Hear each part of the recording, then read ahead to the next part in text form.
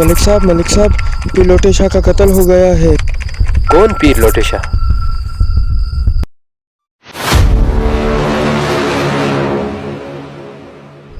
گاؤں والوں کا یہ کہنا ہے کہ قتل کسی انسان نے نہیں بلکہ ایک جن نے کیا ہے۔ میرا نام ملک صفدر حیات ہے، میں اس علاقے کے تھانے کا انچارج ہوں۔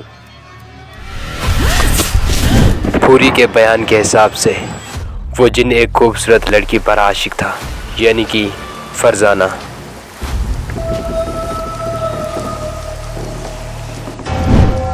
کیا ایک اور جن کی کہانی؟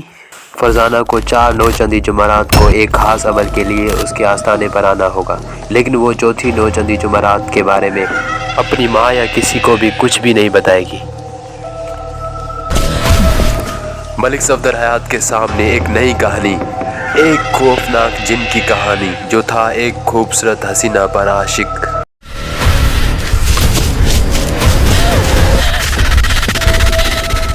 آخر پیر لوٹے شاہ کے قتل کے پیچھے کون سا گہرا راز چھپا ہے؟ کیسے سلجھائیں گے ملک صفدر حیات اس کیس کا راز؟ پورے گاؤں میں ڈر اور خوف کا تہلکہ مچا ہوا تھا۔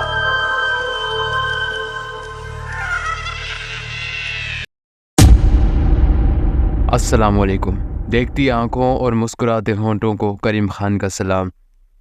ریٹائرڈ ڈی ایس پی ملک صفدر حیات کی اس کرائم اسٹوری کا نام ہے نازک اندام، جس کے ایپیسوڈ 4 میں آپ دیکھیں گے کہ تم نے بہت اچھا نکتہ اٹھایا ہے زمان خان۔ میں نے سراہنے والے انداز میں اس کی طرف دیکھا اور میں محسوس کر رہا ہوں تم اس بنا کے بہت نزدیک پہنچ چکے ہو جس پر کھڑے ہو کر میں نے مذکورہ اندازہ قائم کیا تھا۔ کیا میں غلط کہہ رہا ہوں؟ وہ زیر لب مسکرائے اور بولا، میں آپ کو غلطیاں صحیح ثابت کرنے کے چکر میں نہیں پڑنا چاہتا ملک صاحب۔ آپ میرے سوال کا جواب دیں۔ اس جواب سے میں خود کو اسٹیمیٹ کرنا چاہتا ہوں۔ میں دیکھنا چاہتا ہوں کہ میری قوت مشاہدہ کی پوٹینسی کیا ہے اور میرے تجزیے میں کتنا کرنٹ دوڑ رہا ہے۔ وہ ایک لمحے کا توقف کرنے کے بعد کندھے اچکاتے ہوئے بولا، ویسے آپ کا یہ اندازہ بالکل درست ہے کہ میں کسی نتیجے پر پہنچ چکا ہوں جو آپ کے خیال کے عین مطابق ہے۔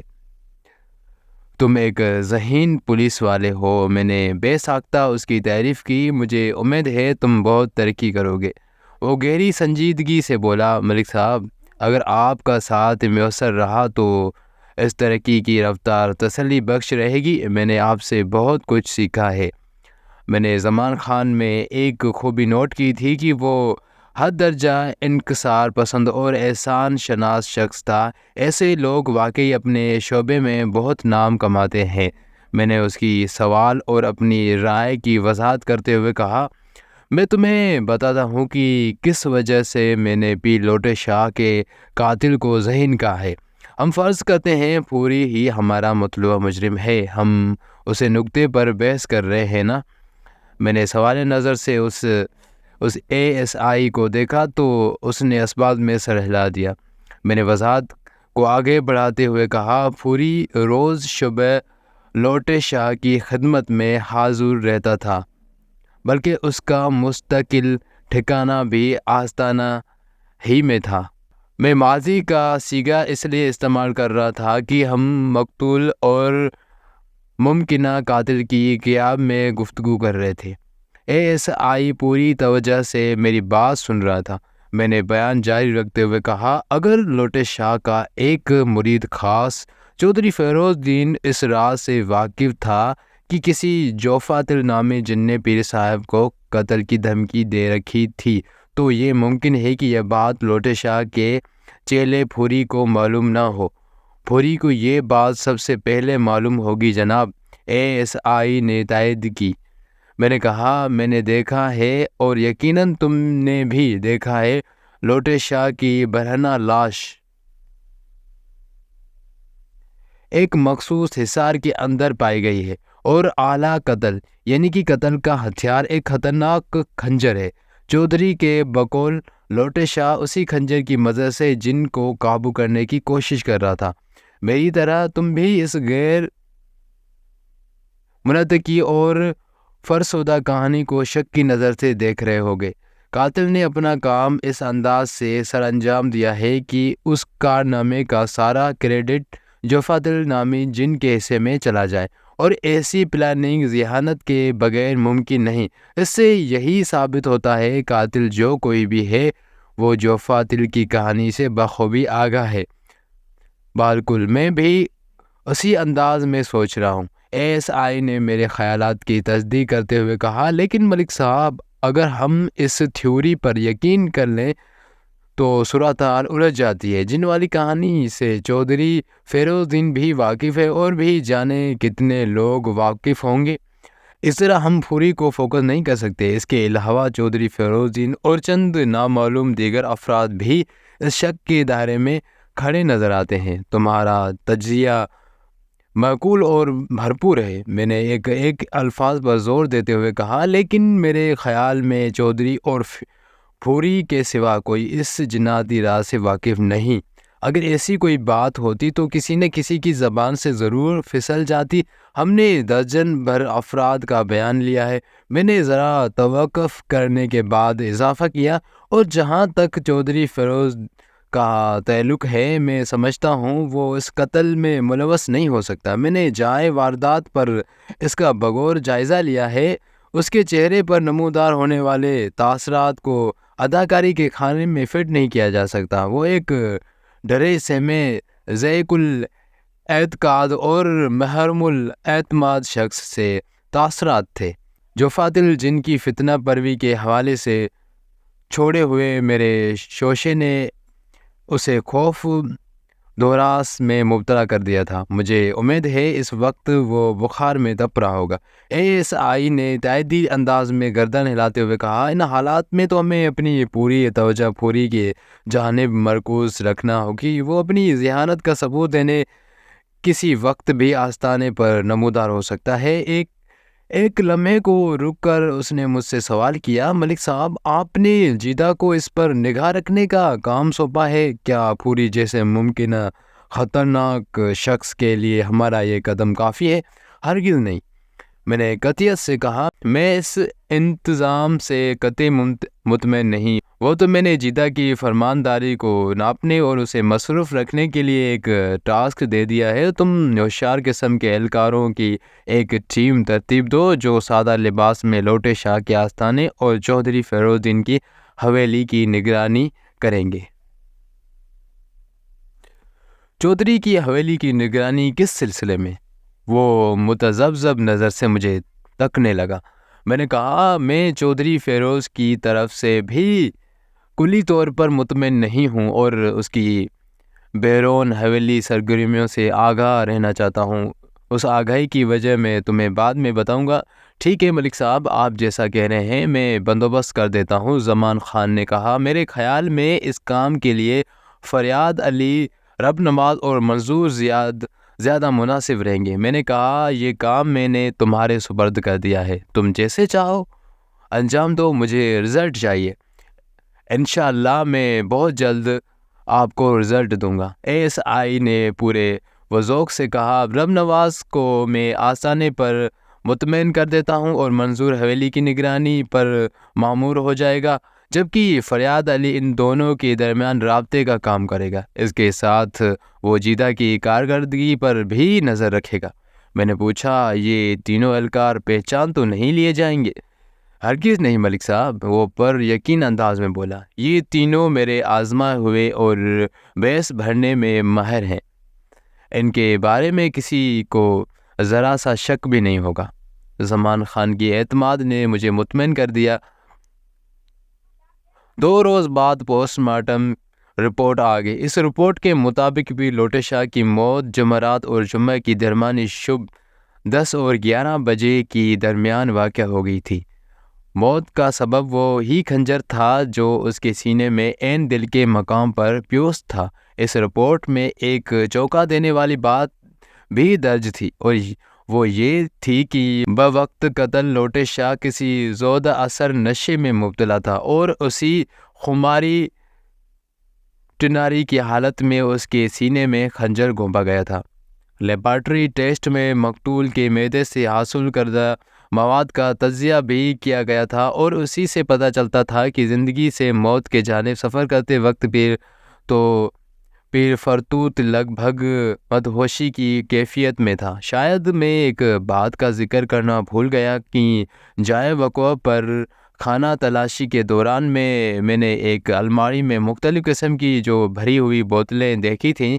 ان میں سے ایک بوتل میں نے لوٹے شاہ کے لاش کے ساتھ سرکاری ہسپتال بھجوا دی تھی تاکہ اس کا کیمیکل ٹیسٹ کیا جا سکے۔ اس بوتل میں پائے جانے والے محلول کی کیمیاوی تجزیے نے ثابت کیا تھا کہ وہ کوئی زودہ اثر نشہ آور شے تھی۔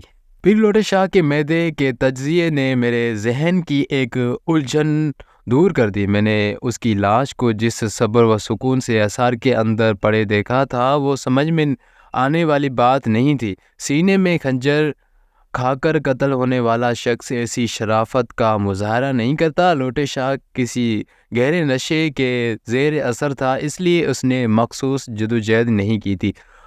ہر بار یہ بتانے کی ضرورت نہیں ہے کہ اس زمانے میں عدالت فنگر پرنٹس کو زیادہ اہمیت نہیں دیتی تھی، چنانچہ انگلیوں کے نشانات اٹھانے کا تکلف بھی نہیں کیا جاتا تھا۔ جس روز پوسٹ مارٹم کی رپورٹ موصول ہوئی وہ دن بڑا ہنگامہ خیز تھا۔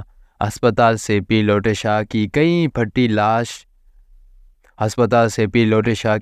پھٹی لاش بھی آئی تھی جس سے چودھری فیروز الدین نے نفیس وصول کیا۔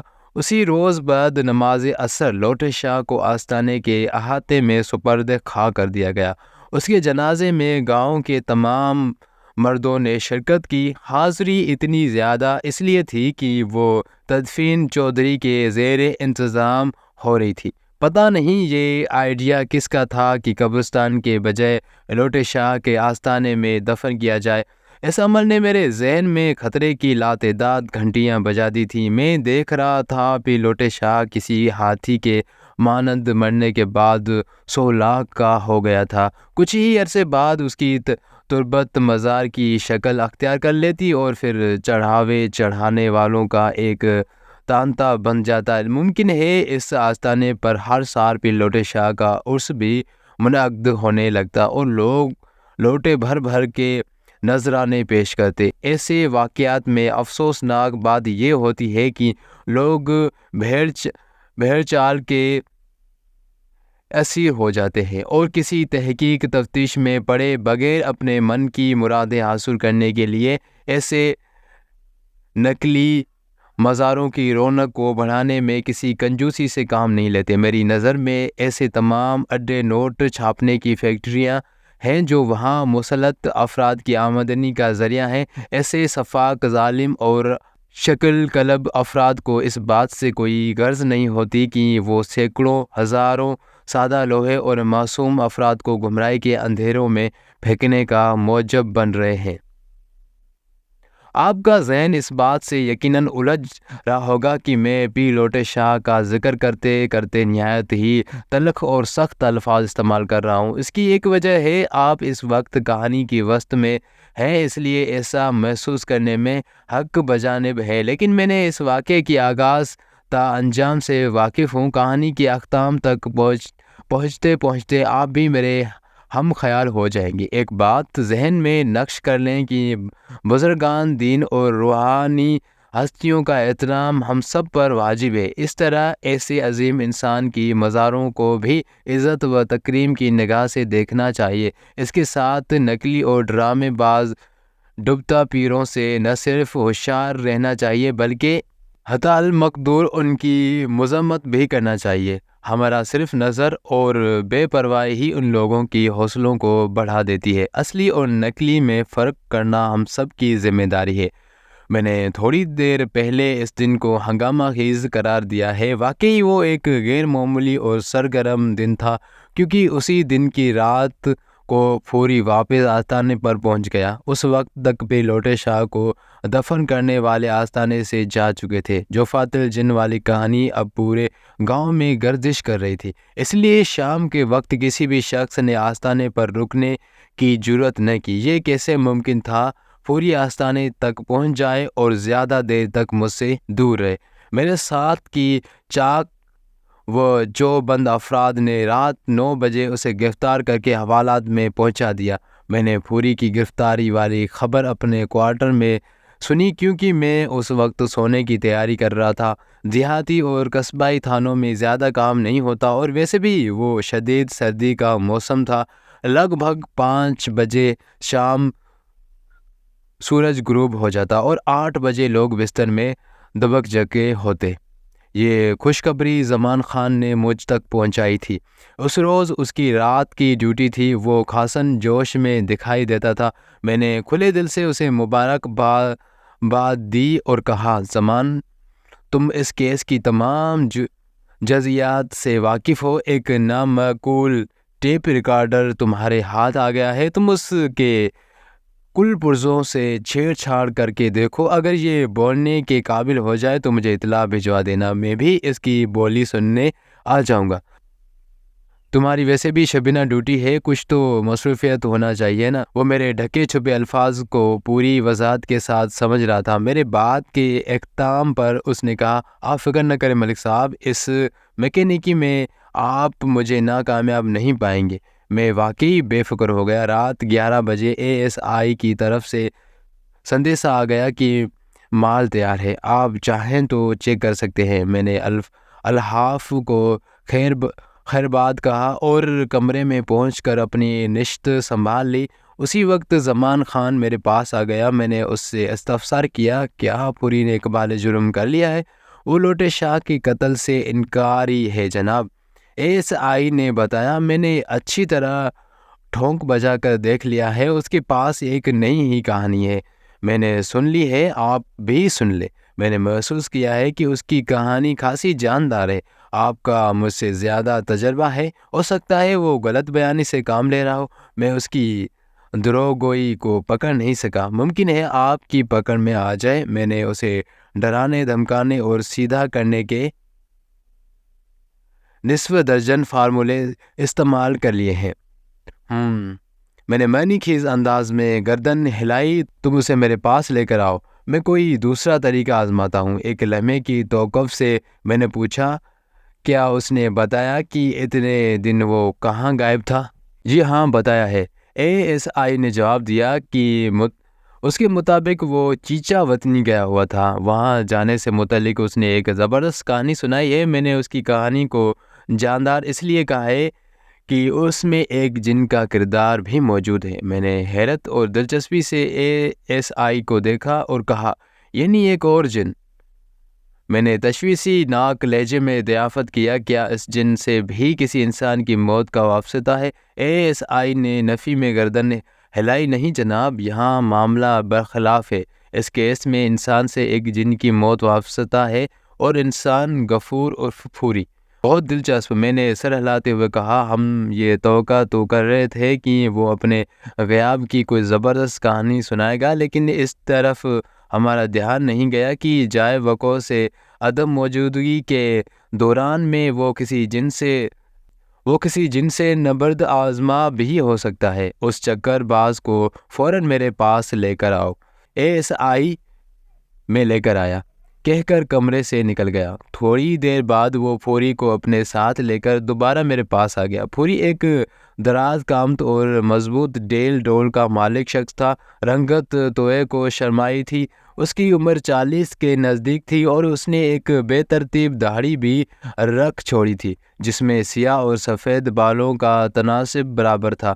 سر کے بال بھی ضرورت سے زیادہ بڑے ہوئے تھے۔ سب سے دلچسپ اور مضحکہ خیز بات یہ تھی کہ وہ اس وقت صرف ایک جانگھیے میں تھا۔ ASI نے اس پر برفیلی اور خون منجمد کر دینے والی رات میں اسے لباس سے بے نیاز کر رکھا تھا۔ موسم سرما میں اس نوعیت کی تفتیش خاصی مؤثر ثابت ہوتی ہے۔ وہ میرے سامنے کھڑا تھر تھر کانپ رہا تھا۔ میں چند لمحوں تک اس کی آنکھوں میں دیکھتا رہا۔ اس کے ننگے بدن کو دیکھ کر میں نے پلک جھپکتے میں اندازہ لگا لیا تھا کہ ASI نے خاصے خطرناک فارمولے اس پر آزمائے تھے۔ عام مجرم اس قسم کی کیفیات میں سے گزر کر اقبال جرم کرنے میں ایک لمحے کی تاخیر نہیں کرتے۔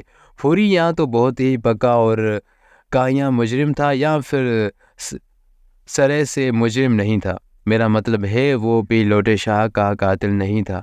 ASI نے اس کی زبان کھلوانے کے لیے خاصی سختی برتی تھی۔